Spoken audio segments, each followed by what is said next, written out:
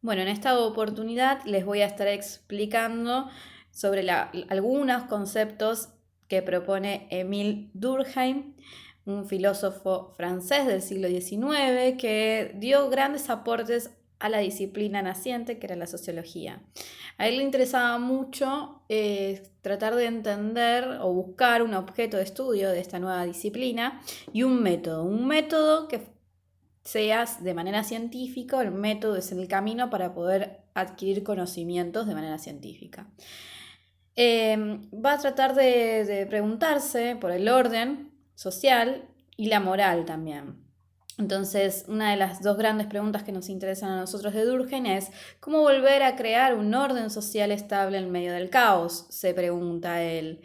¿Cómo asegurar una cohesión? Entendemos por cohesión que todos los miembros de la sociedad estamos de acuerdo. Se va a preguntar entonces cómo asegurar una cohesión en una sociedad que está en constante cambios. Piensen que la sociedad tiene por características de ser estáticas y ser dinámicas. Estáticas en su estructura y dinámica que nos permiten los cambios sociales, es lo que decía Comte.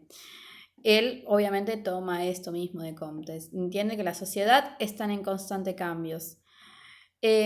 Nos va a traer el concepto de fenómenos sociales o hechos sociales que en su momento no estaban definidos.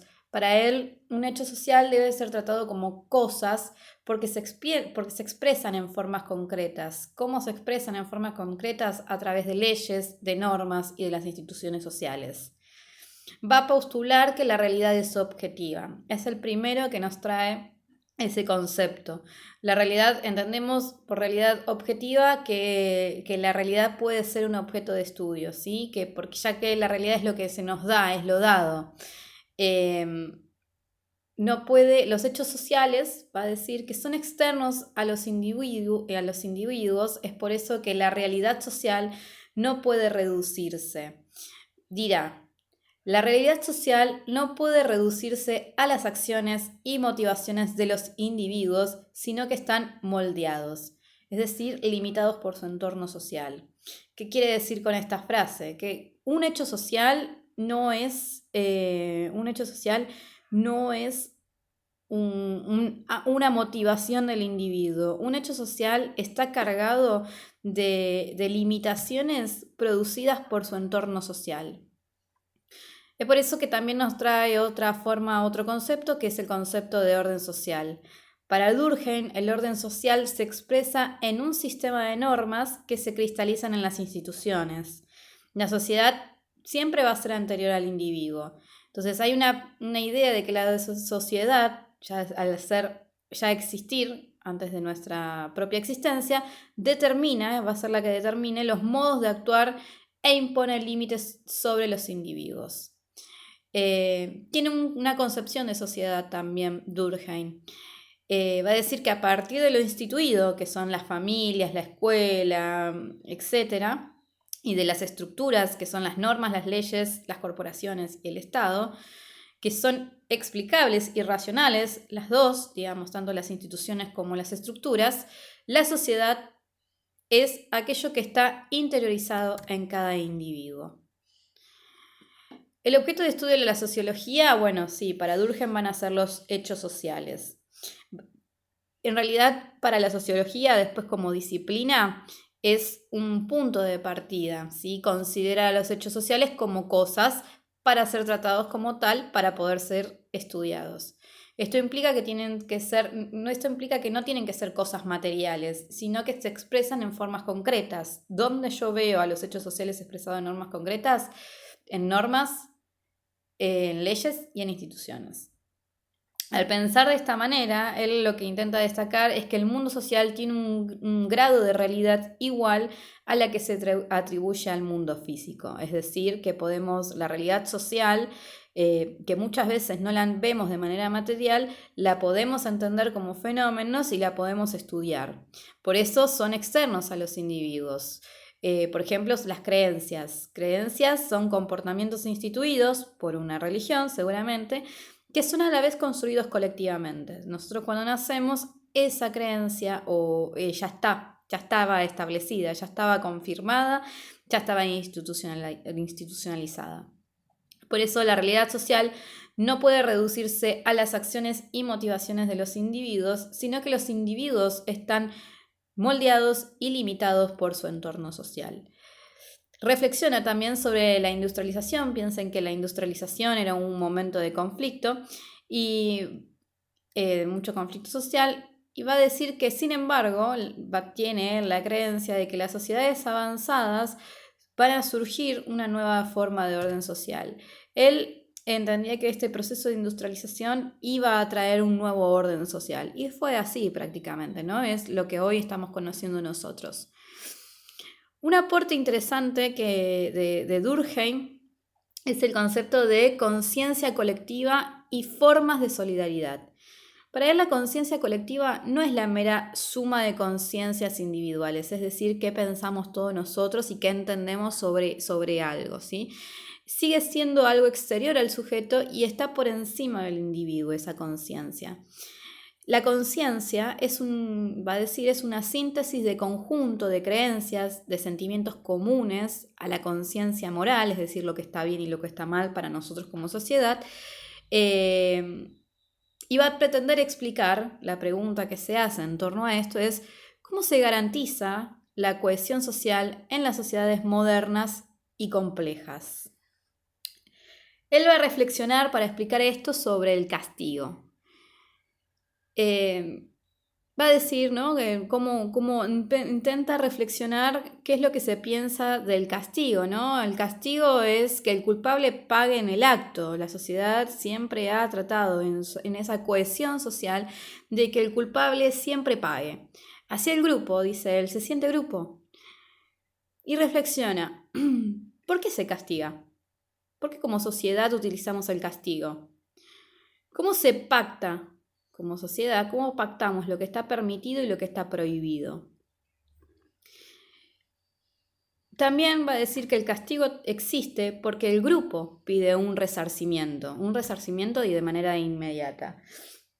Para él, el castigo fortalece la conciencia colectiva de esa mayoría que no está desviada sobre una minoría que sí está desviada. Entonces, las conductas desviadas para esta sociedad son causantes de daño social y deben ser penalizadas.